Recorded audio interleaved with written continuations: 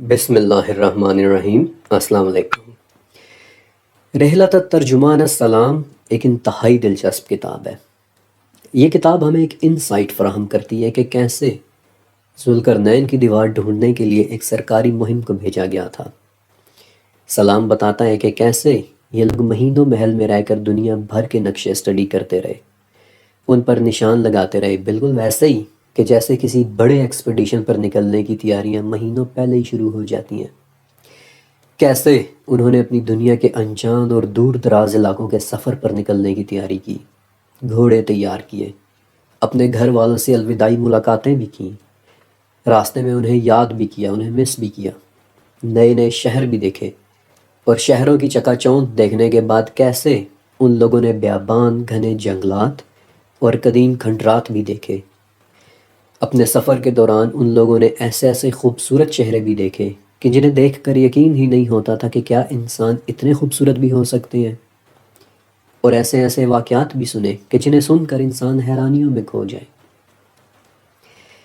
کبھی موقع ملا تو میں آپ کو اس کتاب کے دلچسپ ترین اقتباسات پڑھ کر بھی سناؤں گا، لیکن آج کے لیے صرف اتنا ہی۔ اور آخر میں ایک سوال کہ کیا سلام اور اس کی ٹیم واقعی ذوالقرنین کی دیوار تک پہنچ گئے تھے؟ سب سے پہلے اگر آپ سد ذوالقرنین نامی اس جگہ کو گوگل میپس پر دیکھیں تو آپ کو پتہ چلے گا کہ یہ جگہ کرغستان اور ازبکستان کے بارڈر پر موجود گہرے پہاڑوں میں بہت اندر کر کے ایک جگہ ہے کہ جہاں پہنچنا واقعی اتنا آسان نہیں ہے، اور اسے دیکھنے پر اس کی شکل ایک ریمپ کی طرح لگتی ہے، اور ایسا ہی محسوس ہوتا ہے کہ جیسے واقعی یہ جگہ انسان کا بنایا ہوا کوئی سٹرکچر ہی ہو۔ اور اگرچہ یہ جگہ بہت بہت ریموٹ علاقہ ہے، لیکن پھر بھی مجھ جیسے علم کے دیوانے کچھ لوگ ان گہرے پہاڑوں کے اندر پہنچ ہی گئے۔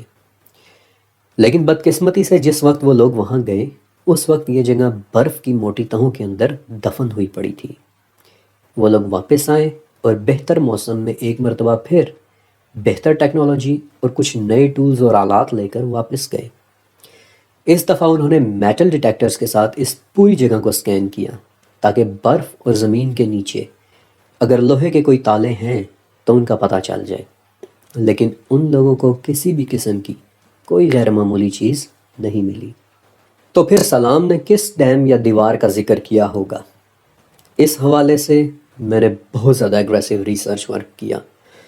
کہ آخر سلام نے کون سی جگہ دیکھی ہو سکتی ہے، لیکن کسی قدیم کتاب میں مجھے اس گاؤں اور اس بدبودار جگہ کا ذکر نہیں ملا، اور کسی قسم کا ریفرنس نہ ملنا اس بات کی نشانی تھی کہ میں اس واقعے میں موجود چھپے ہوئے کلوز کو دیکھوں، حتیٰ کہ مجھے ریفرنس نہ ملنے کی وجہ سمجھ آ گئی۔ اب آپ نے بہت غور سے سننا ہے، کیونکہ اب میں آپ کو اس مہم کا ایک دوسرا رخ دکھانے والا ہوں، جس کے بعد آپ کو سمجھ آ جائے گی کہ قدیم کتابوں میں اس جگہ کا ذکر کیوں نہیں ملتا۔ سب سے پہلی بات کہ جب سلام کا ایکسپیڈیشن واپس پہنچا تو ان میں سے بہت کم لوگ زندہ بچ پائے تھے، یہ بات آپ نے ذہن میں رکھنی ہے۔ مہم کے زیادہ تر لوگ شدید ترین موسم اور پہاڑوں کی سختیوں کا شکار ہو کر راستے میں ہی فوت ہو گئے تھے۔ وہ لوگ بغداد کے موسم کے عادی تھے اور کوکاکس کے پہاڑی سلسلوں کے سامنے they didn't stand a chance۔ پھر پیچھے بغداد میں خلیفہ الواسق 2 سال تک ان لوگوں کے انتظار میں پریشان رہے تھے، کیونکہ انہیں اپنا خواب سچا ہو جانے کا خوف تھا اور وہ جلد از جلد دیوار کی سلامتی کی خبر سننا چاہ رہے تھے۔ اس ایکسپیڈیشن کی تیاری کے لیے انہوں نے بے تحاشا پیسہ خرچ کیا تھا، ان لوگوں پر انویسٹمنٹ کی تھی، انہیں مختلف زبانیں سکھوائی تھیں، ان کے پورے پورے خاندانوں کی کفالت کی تھی۔ آپ کچھ سمجھے؟ غور سے ان تمام فیکٹس میں چھپی ہوئی وجہ کو سمجھیں کہ ایسے میں اتنے بندے مروانے، اتنا پیسہ لگانے اور اتنا انتظار کروانے کے بعد اگر سلام خالی ہاتھ واپس آتا تو آپ سوچ سکتے ہیں کہ خلیفہ نے اس کے ساتھ کیا سلوک کرنا تھا۔ اس ایکسپیڈیشن کا فیلئر نہ صرف خلیفہ کے عتاب کا باعث بنتا بلکہ سلطنت میں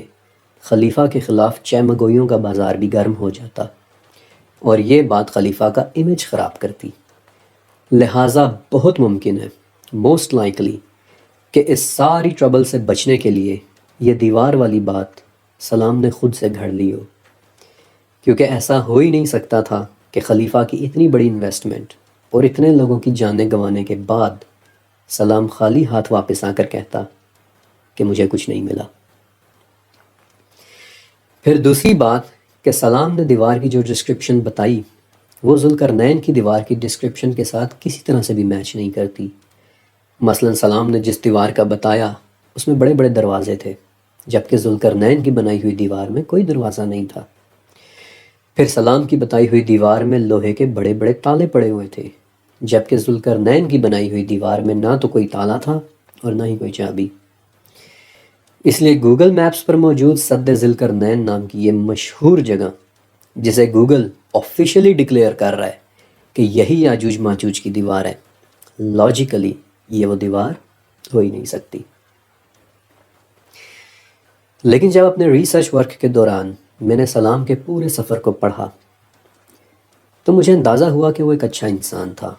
اور اپنے گروپ کے لوگوں کا بہت زیادہ خیال کیا کرتا تھا۔ اپنے گروپ کے لوگوں کے لیے وہ جنگلی جانوروں سے بھی لڑا، جس میں اس کی ٹانگ بھی ضائع ہو گئی تھی۔ بہرحال وہ ایک اچھا انسان تھا، ایک کیئرنگ انسان تھا، اس لیے میں سلام کو تھوڑا سا بینیفٹ آف ڈاؤٹ ضرور دوں گا کہ اگر سلام نے واقعی کوئی دیوار دیکھی تھی اور اپنے سفر سے واپس آ کر اس نے سچ بھی بولا تھا، تو پھر دو لوکیشنز ایسی ہو سکتی ہیں کہ جنہیں سلام نے دیکھا ہوگا اور یہی سمجھا ہوگا کہ شاید یہی ذوالقرنین کی بنائی ہوئی دیوار ہے۔ ان میں سے پہلی لوکیشن چائنا کے گانسو صوبے میں واقع ایک بہت بڑی دیوار ہے کہ جسے یومن پاس یا پھر دی جیڈ گیٹ کہتے ہیں، کہ جو اپنے زمانے میں انتہائی مشہور رکاوٹ ہوا کرتی تھی اور جو شمال سے آنے والے حملہ آوروں کو روکنے کے لیے بنائی گئی تھی۔ لیکن اگر آپ اسے دیکھیں تو آپ کو کہیں سے بھی یہ ذوالقرنین کی دیوار کی ڈسکرپشن پر پوری اترتی نظر نہیں آئے گی۔